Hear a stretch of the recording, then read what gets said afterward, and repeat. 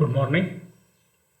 Myself, Sridhar KN, Assistant Professor of Physics, Government First Aid College, Kolar. Today I am taking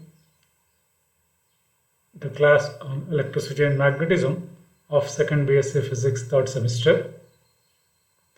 Session 22 of Bangalore North University corresponds to the principle and theory of moving coil galvanometer, the principle and theory of moving coil galvanometer, moving coil ballistic galvanometer, charge sensitivity and current sensitivity of magnetic field and forces. The learning objectives of this session is that the students can understand the concepts and derivations related to principle and theory of moving coil ballistic galvanometer, charge sensitivity and the current sensitivity. The session outcome will be students understood the concept of principle and theory of moving coil ballistic galvanometer and will be in a position to derive the expression for the same. Coming to the principle and theory of moving coil ballistic galvanometer. A ballistic galvanometer is a device which is used to measure the sudden flow of charges in a very short interval of time. When a charge flows through the galvanometer, the ballistic galvanometer, in a short interval of time, there we can observe a sudden kick in the coil. A sudden deflection can be observed, and this kick is measured by the flow of charges in the coil, and we will have two different types of ballistic galvanometer. One is the moving magnet ballistic galvanometer and the other is moving coil ballistic galvanometer. In this session, we are learning about the theory and principle of moving coil ballistic galvanometer. So coming to the construction part, it consists of a moving coil. The moving coil ballistic galvanometer, as the name itself suggests, consists of a rectangular coil. So you can see here, this is a rectangular coil. We can name it as PQRS. And this is P, this is end P, this is Q, R, and S. So these are the four ends of the ballistic the coil suspended in the ballistic galvanometer, and PQ, that will be equal to RS, is taken as equal to L, where L is called the length of the coil, and QR and PS is taken as equal to B, called the breadth of the coil. Let the coil consists of n number of turns. Many number of turns in general is taken. Usually we take small n as the number of turns of the coil, which is wound on a non-magnetic frame. The frame is non-magnetic. Over which n number of turns of wire or copper wire is wound. And this coil is then suspended between the two pole pieces N and S. The coil is suspended between the two pole pieces N and S, which are the two permanent magnets, by making use of a wire, that we can see here, and this wire is called a phosphor bronze wire. In the middle of the wire, a concave mirror is attached in order to measure the deflection by making use of a device called lamp and scale arrangement. In order to see that the magnetic field lines to be radial, we have used the cylindrical pole pieces of permanent magnet. N and S are cylindrically shaped pole pieces, in which the coil at any position will be along the magnetic field, or in other words, the field lines will be radial. Lower end of the coil is connected to a spring which restores the coil to its original position once the current flowing through the coil is switched off. A small concave, yes, this I have already explained. This is about the spring. This is about the concave mirror attached to the phosphor bronze wire, and the entire setup is enclosed in a glass chamber in order to prevent the disturbances due to air currents. This is one such chamber in which the coil, the mirror, is enclosed. This is the ballistic galvanometer having 500 number of turns or 500 ohms. The principle behind the working of moving coil galvanometer, moving coil ballistic galvanometer, is that a rectangular coil is suspended in the cylindrical pole pieces of permanent magnet, which experiences a torque when a current flows through it. And this is the complete experimental setup. This is the moving coil ballistic galvanometer, and here is the mirror. The mirror can be seen over here. This is the mirror, and this is the coil or fixed core, and this is the coil. And when current is passed, and this coil with the core is suspended between the cylindrical pole pieces. This is the cylindrical pole piece, and when light from a distant source falls on the mirror, it deflects onto the translucent scale. Once current is passed through the coil gets deflected, and thereby the mirror gets deflected, and therefore the spot on this scale will be moved horizontally. And therefore, by measuring the position of the light spot on the scale, we can measure the deflection and thereby measure the charge flowing through the coil. So coming to the theory part, let us consider I as the current. Let I is the current flowing through this coil PQRS. I is the current flowing through the coil PQRS. This is PQRS, the coil, and let this is the current.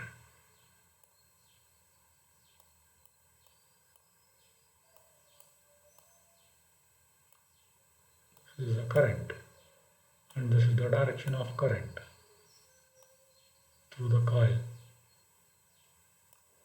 Yes. For a short interval of time dt, let dt is the time for which the current is flowing. Dt is very short. A small current flow, a current I flows through the coil for a short interval of time t. Since QR and PS are always parallel to the field lines, and therefore they do not experience any force. Since sin 0 is 0, therefore F is equal to BIL 0. That become equal to 0. And PQ as well as RS are always perpendicular to the field lines, and therefore will experience force. And the force experienced by these two arms PQ and RS are in opposite directions, though their magnitudes being the same. They are oppositely directed because of the opposite directions of current in these two arms. In PQ, current is downward, in RS current is upward, and therefore the directions of forces in both the arms will be different. And these two equal and opposite forces will result in a couple, because of which the coil rotates, will be tested or rotated. When the coil rotates, the phosphor bronze wire gets twisted, and the torque on the coil at any instant is given by the expression tau equals Ni into A cross B, where N represents number of turns, I represents the current through the coil, B represents the strength of the magnetic field in which the coil is kept, and A represents it is area of the coil, which is L into B. length into breadth, L into B, which is area. Since the plane of the coil is always parallel to the field lines, therefore this can be rewritten as NIAB sin theta. NIAB sin theta. This is NIAB sin theta as the plane of the coil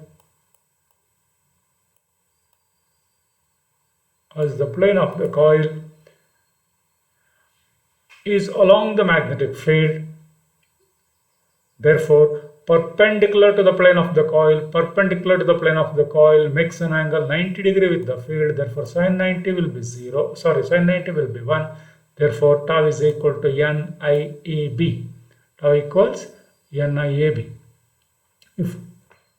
If current I acts for a short interval of time dt, then moment of impulse is equal to NIAB into dt. This is the impulse, the moment of impulse. Therefore, total moment of impulse is obtained by integrating this between the limits 0 and t. 0 and t is the time intervals over which we are measuring the total impulse, and that is equal to NIAB into dq. I into dt is nothing but dq. I equals dq by dt. I equals dq by dt. I is nothing but dq by dt. Therefore I into dt is nothing but equal to dq. Therefore, total moment of impulse given to the coil is equal to the angular momentum imparted to the coil. That is, NABQ is equal to I dash omega, or omega equals NABQ by I dash, or omega square equals NABQ by I dash whole square, where omega is called the angular velocity with which the coil is rotating, and I prime is the moment of inertia of the coil about the axis of rotation. Kinetic energy of the coil is given by the expression half I dash omega square, where the kinetic energy is used to twist the wire and gets converted into potential energy. Therefore, potential energy is integral 0 to theta c theta d theta, that is equal to half c theta square, where c is the couple per unit twist and theta is the first throw of spot of light on the scale. Theta is the first deflection on the scale, first deflection of light on the scale. Comparing the above two equations, we get half I dash omega square, that is kinetic energy is this, which gets converted into potential energy. Therefore, half I dash square omega square will be equal to half c theta square. These two halves gets cancelled. Therefore, I dash omega square equals c theta square, or omega square equals c theta square by I dash. But we have omega square is NABQ by I dash whole square, that we are substituting here, that is equal to c theta square by I dash, or q square equals c square, or this can be rewritten as q square equals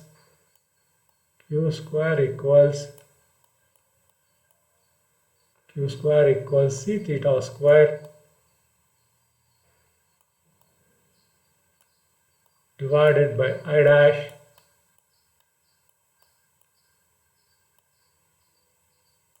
into I dash square divided by n square a square b square. Rearranging we get. So I multiply and divide by c. Therefore, this c into this c will be c square. by n square, a square, b square into 1 I dash gets cancelled with this I dash by c into theta square. Rearranging, we get this expression. But period of oscillation of the coil is given by the expression T equals 2 pi into root of I dash by c, or squaring on both sides, we get I dash by c equals 2 t square by 4 pi square, or q square will be equal to therefore c square by n square, a square, b square into I dash by c is nothing but equal to t square by 4 pi square into theta square, or q equals c by NAB t by 2 pi into theta, or q is simply k into t by 2 pi into theta, where constant k is equal to c by NAB. C by NAB. K is C by NAB. This is the couple per unit twist. N represents number of turns of the coil, A represents area of the coil, and B represents the magnetic field in which the coil is kept. And this K is called the current reduction factor. K is called current reduction factor. Since this becomes K and this entire term is taken as equal to K prime or K dash, this is taken as equal to K dash. Therefore, Q equals K dash into theta. The next step, Q equals K dash into theta, or Q directly proportional to theta, where K dash is again a constant called ballistic reduction factor. K dash is K into T by 2 pi, called ballistic reduction factor. Thus, charge flowing through the ballistic galvanometer is directly proportional to the deflection produced. Larger the deflection, larger will be the charge flowing, and vice versa. So coming to charge sensitivity. Charge sensitivity of a ballistic galvanometer is defined as the deflection produced per unit charge. Deflection produced per unit charge, that is theta by Q. We know Q equals C by NAB into T by 2 pi into theta. Therefore, charge sensitivity theta by Q equals NAB by C into 2 pi by T. 2 pi by T. This is the expression for the charge sensitivity. Charge sensitivity. Coming to current sensitivity. Current sensitivity of a ballistic galvanometer is defined as the deflection produced per unit current, that is theta by I. If C is the couple per unit twist of the suspension wire, then torque is tau equals C into theta, or tau is also equal to NABI. Comparing these two, we get C theta equals NABI, or theta by I equals NAB by C. NAB by C. This is the expression for the current sensitivity. Current sensitivity.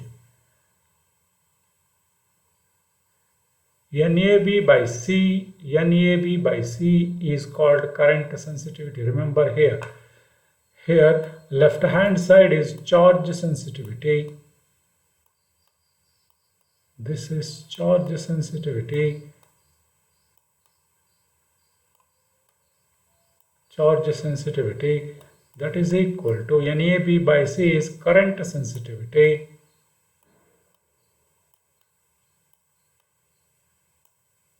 NAB by B is current sensitivity. Therefore, the relation between charge sensitivity and current sensitivity is this. Charge sensitivity is 2 pi by T times the current sensitivity. 2 pi by T times the current sensitivity.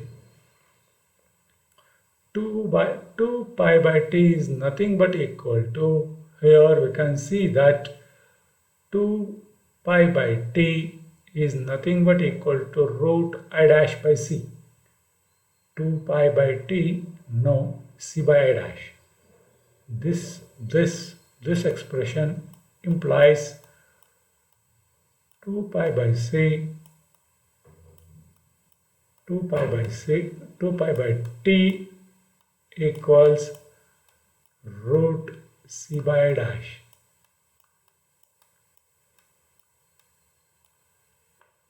Root c by a dash. Therefore, this can also be rewritten as equal to current sensitivity multiplied by root c by a dash. So these are the different forms of relation between current sensitivity and charge sensitivity. So coming to the conditions for galvanometer to be ballistic. For this condition to be satisfied, the coil should make number of oscillations before coming to rest. For this to happen, these conditions are to be satisfied. The first condition, condition number 1, this is the first condition. The first condition is that suspension wire should be very thin and moment of inertia of the coil should be large. That is phosphor bronze wire should be very fine, in the sense very thin, and moment of inertia of the coil should be very large.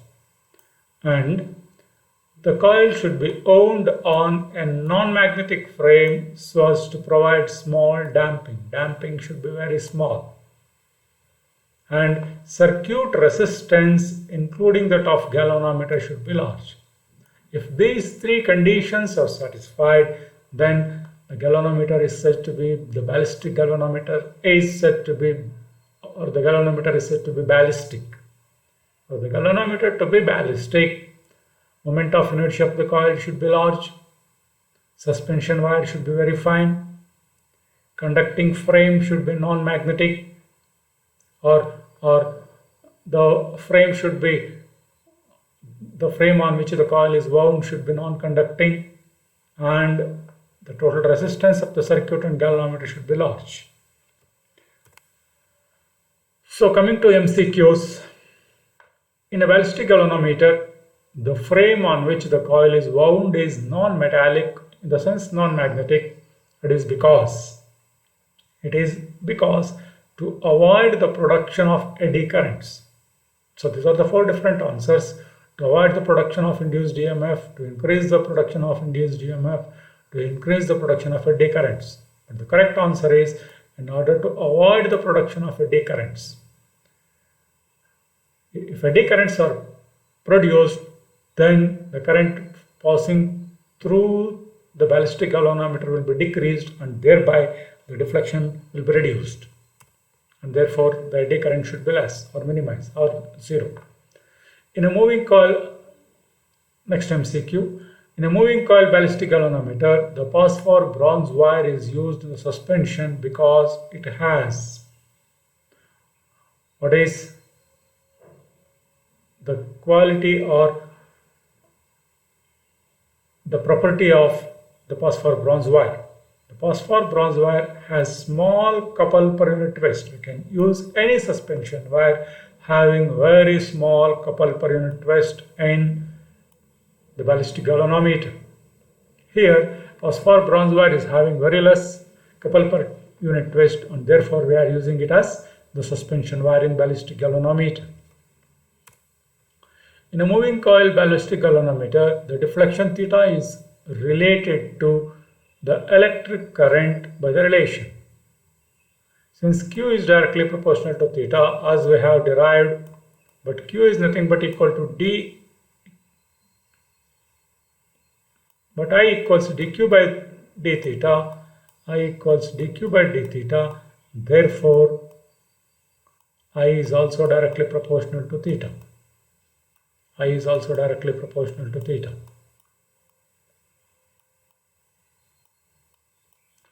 Current is directly proportional to the deflection. Ballistic galvanometer is used to measure voltage, frequency, charge, all the above. It is used to measure charge, it is used to measure current, and it is used to measure the flux. So these are